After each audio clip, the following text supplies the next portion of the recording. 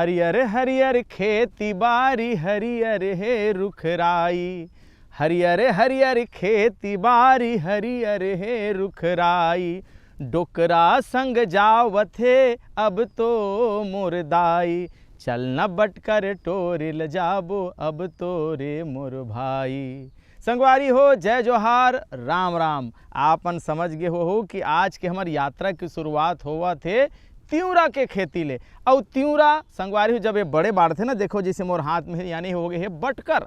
और बटकर जब हमन खाथन साग में तो का कहना है, आलू संग में डार ले, गोभी संग में डार ले, भाटा संग में डार ले, यानी हमर व्यंजन है बहुत जोरदार बन जाते, हमार रसोई में मजा आ जाते। संगवारी एक बात के भ्रांति लाभ हमला दूर करना है कि बटकर खाए से यानी तिउरा के दार खाए से ये गोड़ हाथ मन पिरा थे, बात के रोग होते, ये भ्रांति दूर करना है। ऐसा कोनो बात नहीं है, बल्कि अब तो इंदिरा गांधी कृषि विश्वविद्यालय रायपुर के हमारे वैज्ञानिक मन अनुसंधान करके बहुत अकन किस्म पैदा कर ले हवा, जेकर से हमन दलहन और तिलहन में तरक्की कर सकत हन, प्रगति कर सकत हन, तिउरा बो के हमन अपन आमदनी ला बढ़ा सकत हन। तो संगवारी और का बात का जानकारी होना चाहिए जेकर से हमार दलहन और तिलहन के खेती है बढ़िया ढंग से आगू बढ़े। आवो जानथन और सुनथन और खेती करे बर हमारा कमर ला कसथन।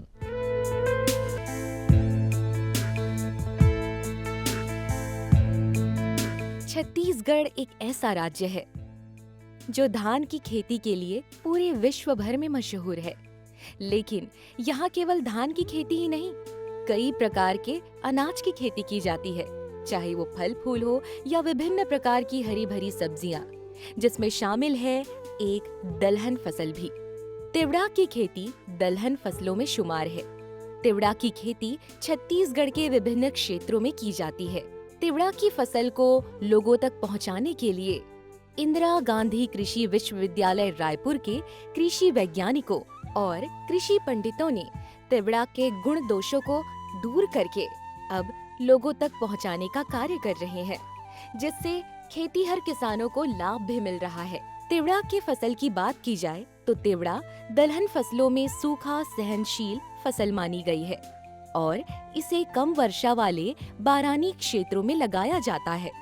इसके साथ शीत ऋतु में जब मसूर और चने की उपज अच्छी नहीं होती, तब वहाँ तिवड़ा की फसल ली जाती है।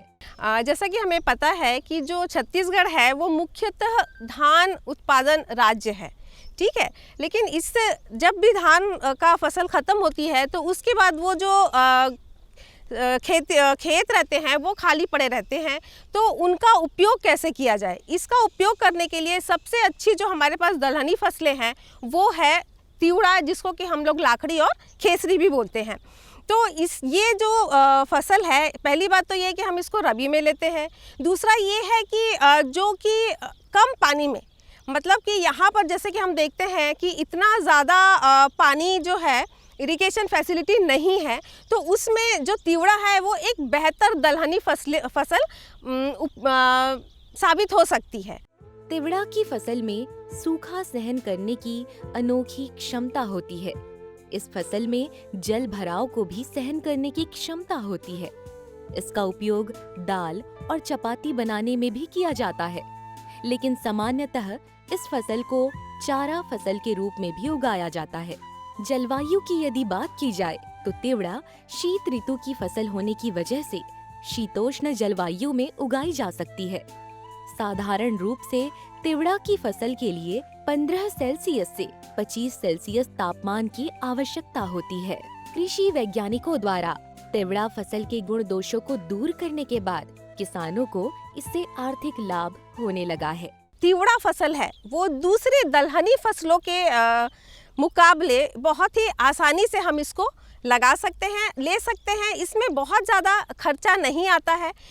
पहली बात तो यह है कि इसमें जो सूखे की अवस्था में ये बहुत अच्छे से अपने आप को सरवाइव कर लेती है। इसका ग्रोथ बहुत अच्छा होता है और इतना ज़्यादा हमको इसमें इरिगेशन या बोलना चाहिए कि पानी देने की भी आवश्यकता नहीं है, कम पानी में, जैसे कि हमने बुआई करी उसके बाद एक पानी लगता है, उसके बाद 30 से 35 दिन में हम दूसरा पानी अगर हमारे पास है तो वो हम देकर अपने जो फसल है उसका पूरा उत्पादन ले सकते हैं।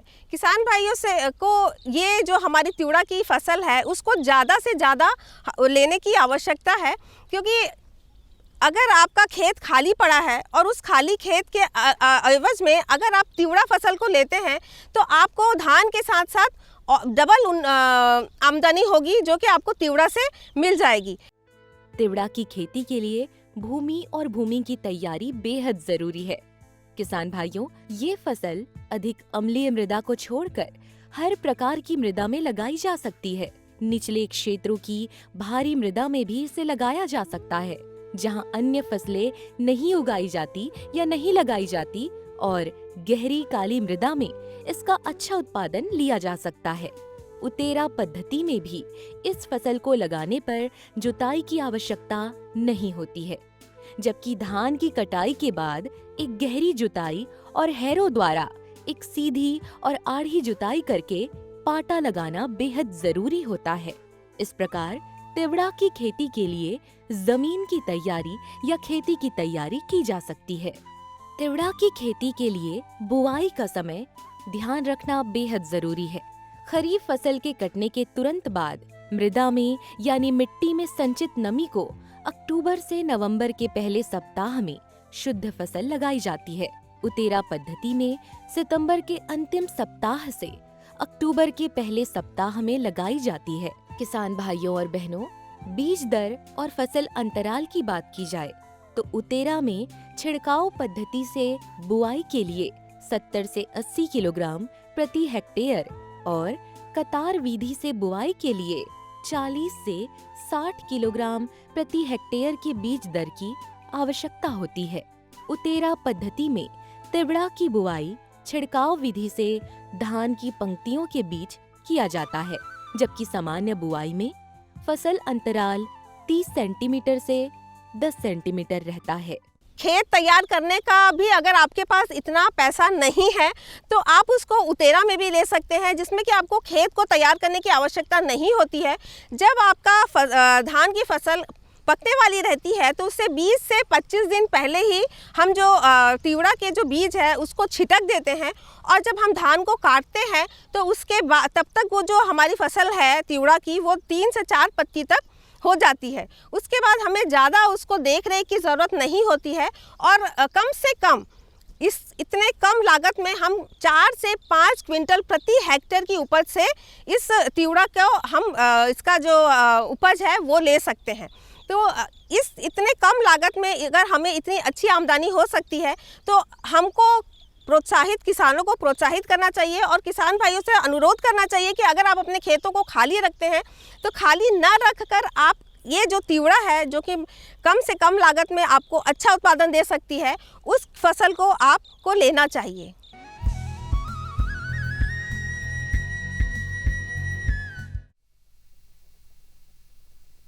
सब्जी में मसाला ज्यादा है। कितनी बार कहा है कि जितनी जरूरत हो बस उतना ही डाला करो। अरे मुझसे तो ऐसा कभी कभार होता है, और तुम जो हमेशा खेत में अनाप शनाप कीटनाशक डालते हो उसका क्या? ठीक ही तो कह रही है बहू। देख, खेत में उतनी ही दवा डाल जितनी जरूरत हो।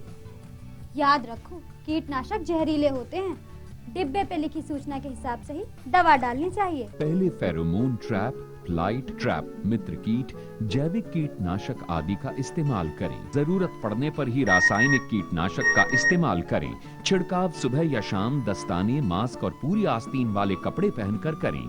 हवा की दिशा में छिड़काव करते हुए पीछे जाएं। दवा के डिब्बे, छिड़काव यंत्र सुरक्षित जगह पर रखें। अब कुछ समझे क्या? हाँ, समझ गया मेरी रानी। अब ना करो नादानी। इसने पिला दिया ना तुझे पानी। जी जी जी।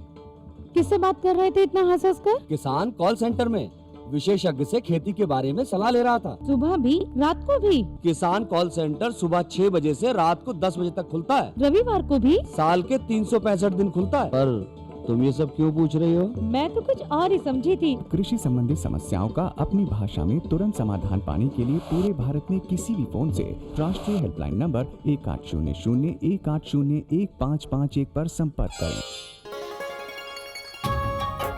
आप किसान भाइयों की खेती बाड़ी से जुड़ी हर समस्या का कृषि विशेषज्ञों द्वारा तुरंत समाधान।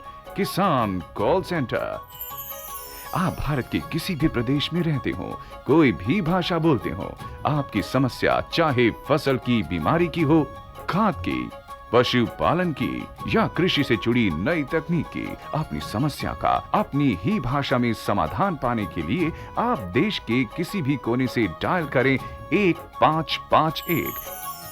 विशेषज्ञ द्वारा आपको दी जाने वाली ये सलाह बिल्कुल निशुल्क है। ये सुविधा प्रातः 6 बजे से रात्रि 10 बजे तक निशुल्क उपलब्ध है। किसान कॉल सेंटर यानी 1551।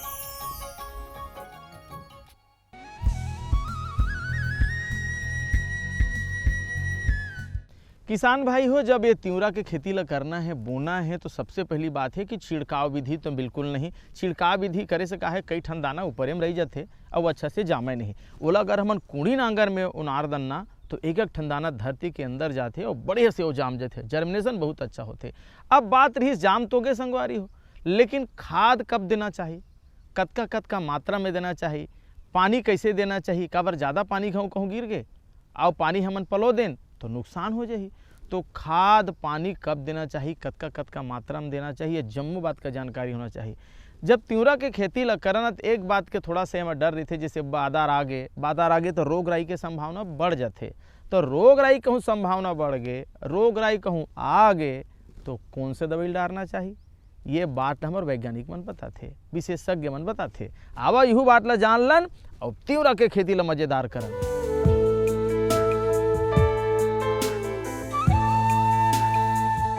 बीज को बुवाई के पहले थायरम 3 ग्राम फफूंद नाशक प्रति किलो बीज के हिसाब से उपचारित कर सकते हैं।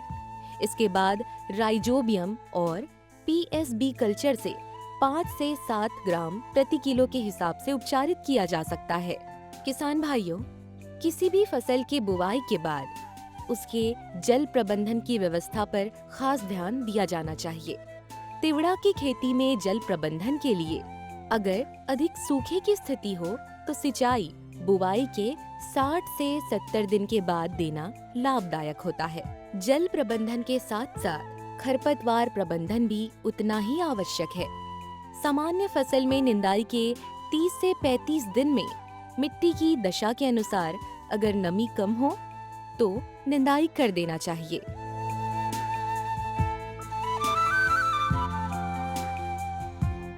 किसान भाइयों, तिवड़ा की खेती के समय कटाई, गहाई और भंडारण का भी विशेष ख्याल रखना चाहिए।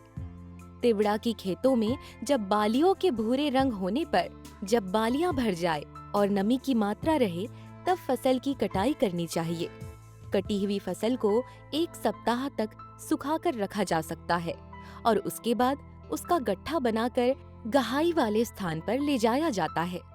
लकड़ी से पीट कर उसकी गहाई की जाती है। साफ बीज को 3 से 4 दिन के लिए सुखा दिया जाता है, जब तक कि नमी थोड़ी कम नहीं हो जाती। बीज को अच्छी तरह से सुखाकर उसका भंडारण किया जाता है।